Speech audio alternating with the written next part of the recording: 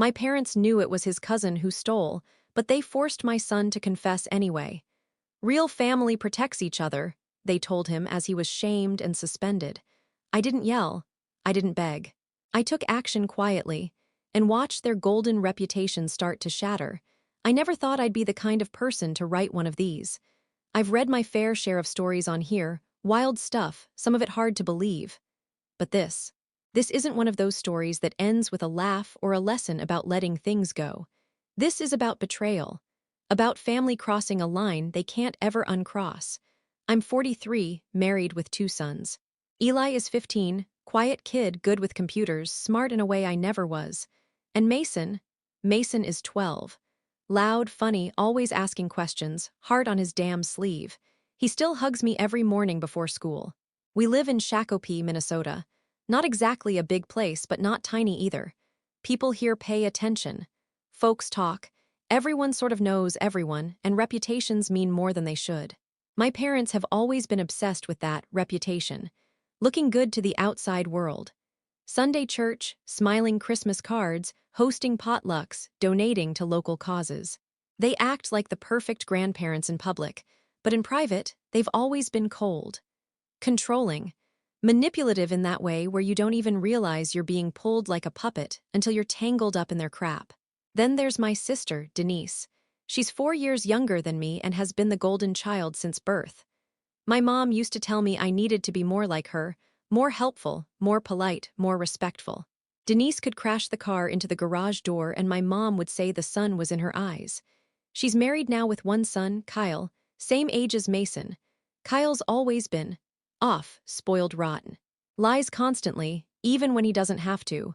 He's the kind of kid who'll break something and blame the cat while the thing is still in his hand. But of course, to my parents, Kyle is perfect. Sweet. Just spirited. I've always kept a little distance from all of them, but Becca, my wife, she's better at keeping the peace. We show up to family dinners once or twice a month, let the boys see their grandparents and cousin, keep things surface level. Until a few weeks ago. It started with a phone call. I was at work, nothing fancy, just maintenance work at a paper plant in Prior Lake. Phone rings. It's the assistant principal from Mason's middle school. She's using that tone you never want to hear. Calm, fake polite, firm. Mason was involved in a theft incident, she says. He admitted to taking another student's iPad from their locker. We're following procedure and suspending him for 3 days. You'll need to pick him up. I actually laughed out loud for a second. Mason, steal something? No chance. The kid still asks before grabbing a Gatorade from the fridge. Are you sure? I asked. She hesitated. Well, he did admit to it after speaking to his grandparents. That stopped me cold. His grandparents, my parents, I left work without even telling my supervisor. I drove straight to the school. Fast, I didn't even care that I was speeding. Mason was sitting outside the front office, backpack in his lap. Head down, he looked small, like all the air had been taken out of him. When he looked up at me, his face was red. His eyes were puffy. I crouched down next to him. Hey, buddy, talk to me. What's going on? He started to shake. I didn't do it, Dad. Then why'd you say you did? His lip trembled. Grandma said, I had to. That real family protects each other. I just stared at him. I couldn't even speak right away. She said, Kyle didn't mean to, and if he gets in trouble again, it'll mess up his chances for high school soccer or something. She said it's just 3 days, and I'm strong enough to handle it. I swear to God, my hands started shaking. I got him out of there, drove home in silence. Mason just looked out the window, shoulders hunched like he was trying to disappear. When we pulled into the driveway, Becca was already outside waiting. She looked panicked. My mom called me, she said. She said Mason was being dramatic and needed to take some responsibility for the family. That's when everything clicked into place. They knew Kyle took it. They knew. And instead of letting him face consequences, they decided to sacrifice my son. Let me paint the picture. That Sunday, we were all over at my parents' house for one of their big dinners. My mom does this showy, perfect-looking meal every couple of weeks. The kind that looks good on Facebook. Kyle left the table for a bit, said he needed to use the bathroom. He was gone maybe 10-15 minutes. No one thought anything of it. Turns out, Kyle had Mason's locker combo. They go to the same school, and Mason had told him his combo weeks ago when Kyle forgot his own. I guess Kyle saw the iPad in there during PE, waited for the right moment, then grabbed it. By Monday, word was spreading at the school. An iPad was missing. Tuesday, the principal mentioned they were looking into footage. Wednesday morning, Kyle probably realized he was screwed. So my mother, the woman who sends out Christmas cards with Bible verses on them, told Mason he needed to do the right thing for the family. And Mason, sweet, trusting kid that he is, did what she said, because he thought he was protecting someone he loved. I didn't yell. I didn't scream. Not yet. I needed to think. Needed to be smart. Because if they were going to play dirty with my son's future, then they better be ready for what came next. First thing I did, called Denise. Asked her straight up if Kyle had anything to say about the iPad situation. She got cagey. Said, "Why are you asking?" Then said Kyle told her Mason took it. She sounded nervous. Next, I called my cousin Mark. He works night shift as a janitor at the middle school. Doesn't talk much, but he's a decent guy. Told him what happened, asked if there was any way he could find out about the hallway cameras. He said, "Give me a day." That night, I didn't sleep. I sat in the garage, staring at nothing, hands clenched. I wanted to drive over to my parents' house and lay it all out. But I knew I had to wait. I had to be sure. The next afternoon, Mark called. He said he couldn't give me anything official, but he'd seen the footage. He said, and I'll never forget this, "Your boy didn't take anything." Kyle opened that locker like he'd done it 100 times, looked around, took something, stuck it in his hoodie, then walked away like he didn't have a care in the world. That was all I needed. I didn't tell Mason yet. I didn't tell Becca. I just got in my truck and drove straight to my parents' house. I walked in without knocking. My dad was watching TV. My mom was in the kitchen doing dishes. They looked surprised. "I want to hear you say it," I said. "Tell me what you made Mason do." My mom dried her hands real slow. "He's fine." "You're overreacting." "He's 12. I could feel the heat rising in my chest. "And you let him take the fall for something he didn't do."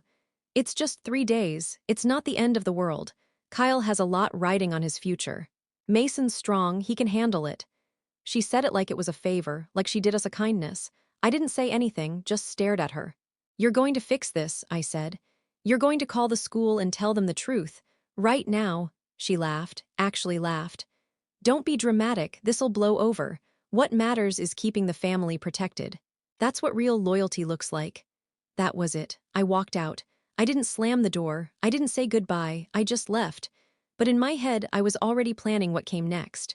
And once I made my move, it didn't take long for everything they built, the image, the respect, the lies, to start falling apart. By the next morning, I had already typed up a timeline of everything. Dates, what Mason told me, who said what when it happened. I don't write fancy, but I know how to tell the truth plain and clear. I printed it out, along with a letter I wrote by hand. I signed it. "A father who refuses to stay quiet." Then I drove it straight to the school board office. I didn't hand it to the front desk lady. I asked for the principal directly. She tried to brush me off, told me he wasn't available. I didn't leave. I stood there until she made a call. 5 minutes later, I was sitting across from him in his office. I slid the papers across his desk. "Before you decide to punish a 12-year-old for something he didn't do," I said, "you should probably know what really happened." He read it. Carefully, I watched his face. I could tell when he hit the part about my mother telling Mason that real family covers for each other. His eyebrows twitched. Then I dropped one more thing on him. "There's camera footage. Hallway. 2:43 p.m. Kyle Miller, hoodie, locker 213. He looked at me, dead quiet for a long second. Then he said, "We'll investigate immediately." That's when the snowball started rolling. Later that day, the assistant principal called and asked to speak to Mason again. This time, I came with him. Becca, too. We sat in that small office while they asked him questions, with care this time. They treated him like a person. He told them everything, word for word, what my mom said to him, what Kyle said, how he felt like he had to take the blame. They brought in Kyle, and let me tell you, that kid folded fast. He didn't cry, not at first. He just stared at the floor and mumbled. But once they told him they saw the camera footage, he started blaming Mason again. Then he said Grandma told him it'd be okay. Then he said it was just a joke and he was gonna give the iPad back. That's when he broke, full-on meltdown, so now everyone knew. Kyle was suspended for 5 days and they added a note to his student file. Nothing life-ruining, but it's there. And Mason's record, wiped clean. They issued a written apology to us. But that's not the real story. The real story is what happened after. See, I thought the fallout would be small, just a little drama in the family.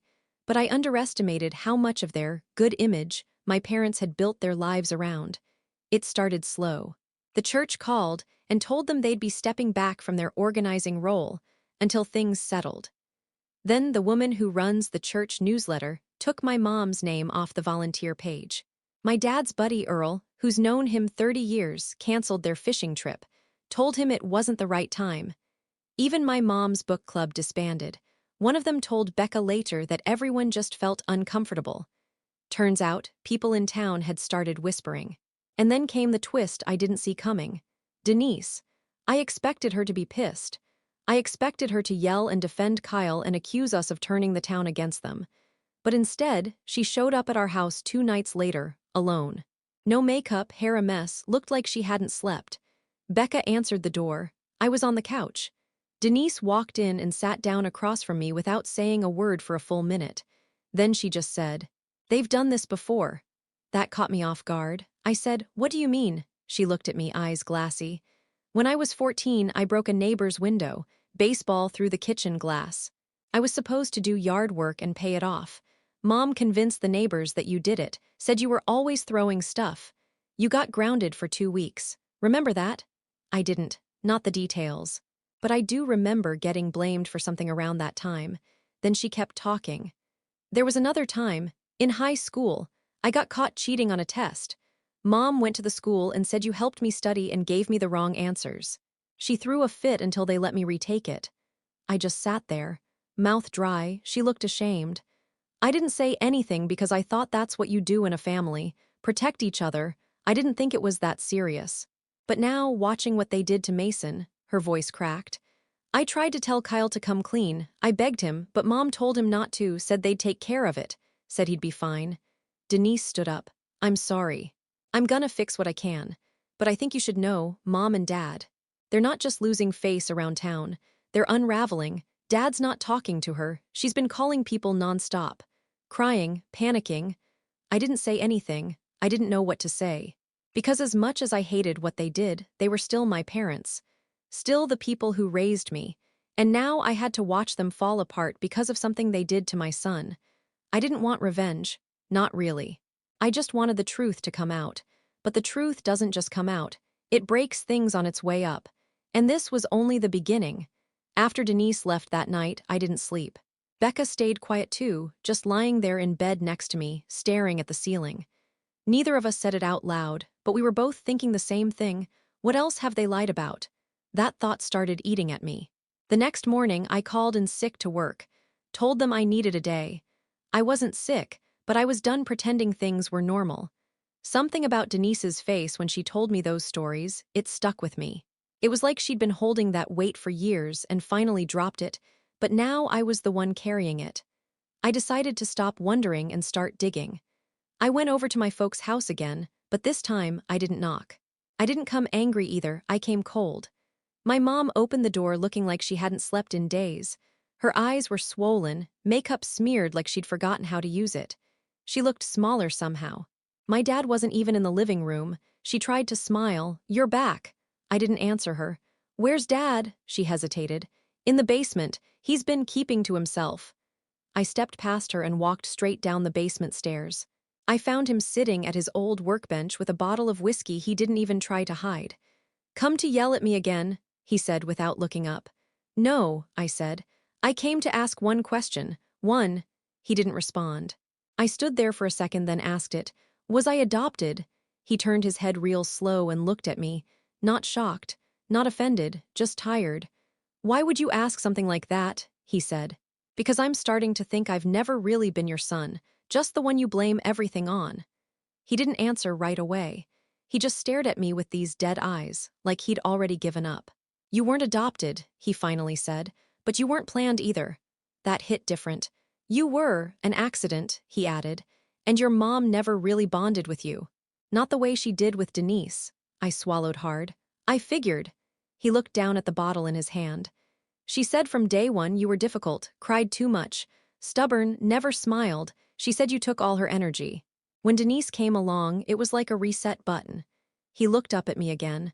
I didn't hate you, I just didn't know how to get between you two, so I didn't.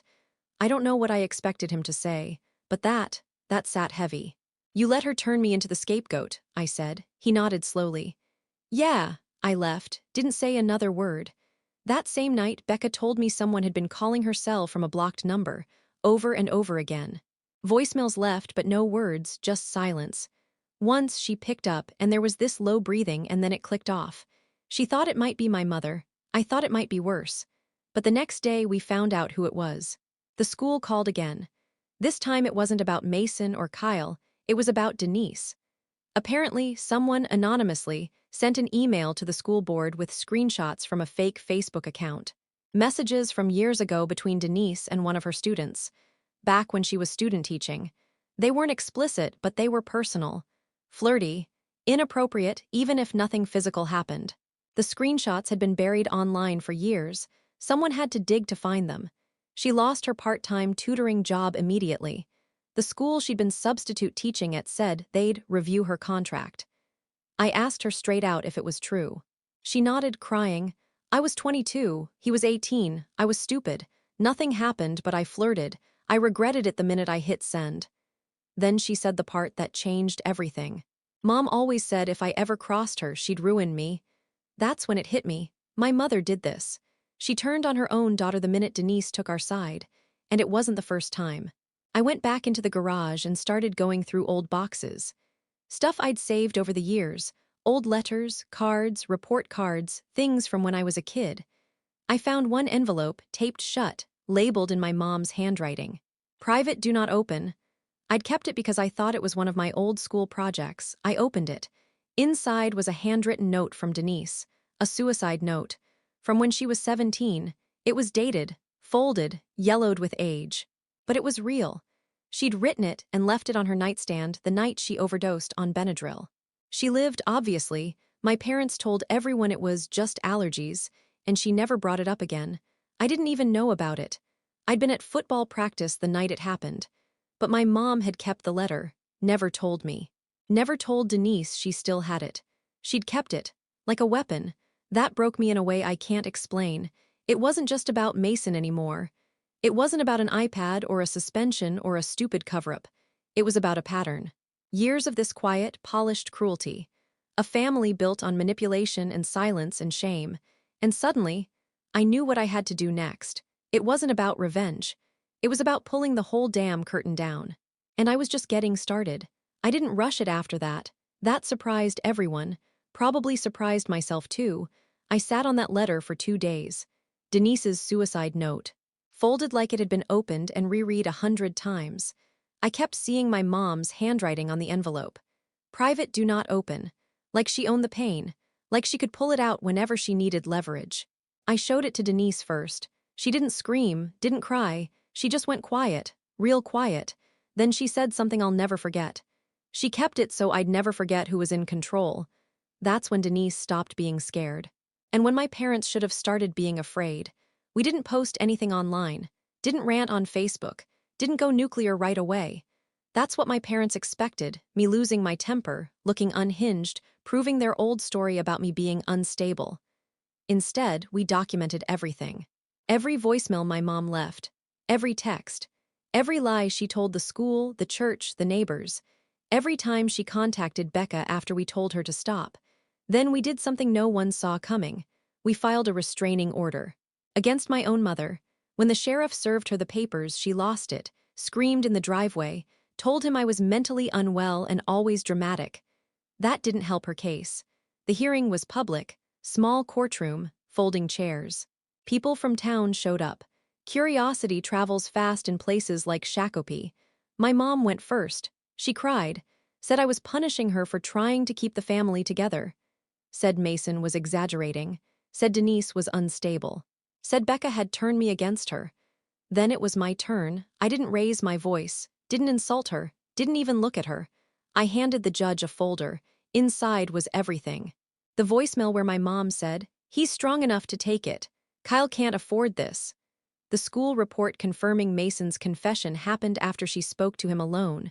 the hallway footage log, the timeline, and finally Denise's letter. The courtroom went dead silent while the judge read it. My mom tried to interrupt. The judge shut her down hard. Restraining order granted. 6 months. No contact with me, my wife, or my kids, but that still wasn't the end. Because karma doesn't stop where you want it to. The school board launched a formal complaint against my parents for coercing a minor. CPS interviewed them, not because they thought my parents abused kids directly, but because they encouraged abuse of authority and emotional manipulation. My dad finally cracked. He showed up at my house one night, drunk, crying, told me my mom had done this their whole marriage, blackmailed him emotionally, threatened to expose things. He said he stayed because it was easier than standing up. I told him something he didn't expect. You chose her, every time, that was your decision. He didn't argue. He moved out a week later. Then came the church. Turns out, when people feel lied to, they talk, a lot. Old stories surfaced. Other families said my mom pressured their kids. Other parents said she helped smooth over incidents. A pattern showed up. The church leadership asked them to step down permanently. My mom's image, the thing she lived for, collapsed in about 10 days. She stopped leaving the house. Denise didn't escape clean either. Those old messages, they stayed on her record. She lost the tutoring job for good. Her name started floating around in the wrong circles. She moved towns within a month. And me, here's the part people don't expect. I paid a price too. I lost my parents. For real this time. Not in a dramatic we're done way, but in that quiet, final way where you realize they were never really there to begin with. I also lost something else. The idea that staying calm means staying clean. I used the system. I pulled strings. I exposed things that maybe should have stayed buried. I don't regret protecting my kids, but I won't lie and say it didn't change me. I became someone who knows how to destroy a reputation without raising his voice. That knowledge sticks with you. Mason is okay now, better than okay. He still checks with me before everything. Still asks if he did the right thing. I tell him yes. Every time. My parents don't get updates. They don't get pictures. They don't get birthdays or holidays. They wanted loyalty over truth. They got silence instead. And in this town, silence speaks louder than anything.